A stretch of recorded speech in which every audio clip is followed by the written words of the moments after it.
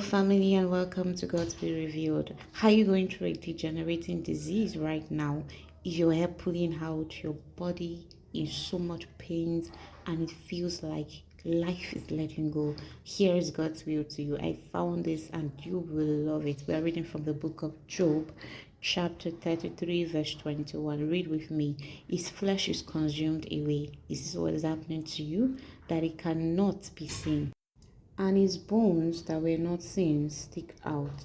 He is so dread near unto the grave, and his life to the destroyers. Is this currently your experience? Yes, it may be your experience, but it is not your reality.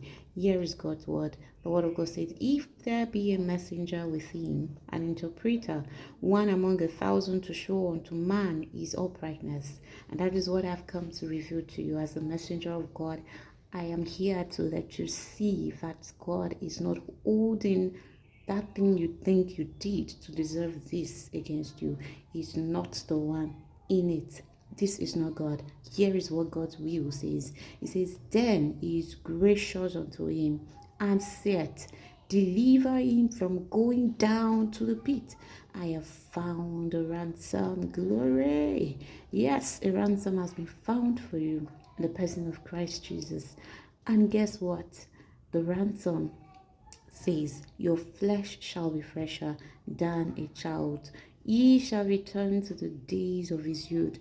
Now you know how we do it. I want you to take this will and decree now and speak God's word and say to yourself, according to the will of the Father, my flesh is fresher than a child, and I return to the days of my youth, because I have the ransom in the person of Christ Jesus. The blood of Jesus is your ransom. The name of Jesus is your defense. Take this word and begin to speak it consistently. I know you're going through the symptoms, yes, but here is what God's will said. Beyond that pain, you need to decrease what? You need to speak to that your flesh. Flesh, you are fresher. Oh, you are fresher than a child. You return to the days of your youth. I hope you are saying this, because this is what God's will has said concerning you.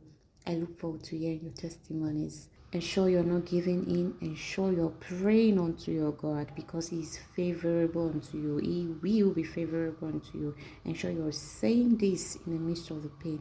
Don't say anything contrary to this word that you have received. From now henceforth, walk in this reality. Walk in this reality. Again, I say, walk in this reality on the authority of God's word. It is so. I join my faith with you and I enforce.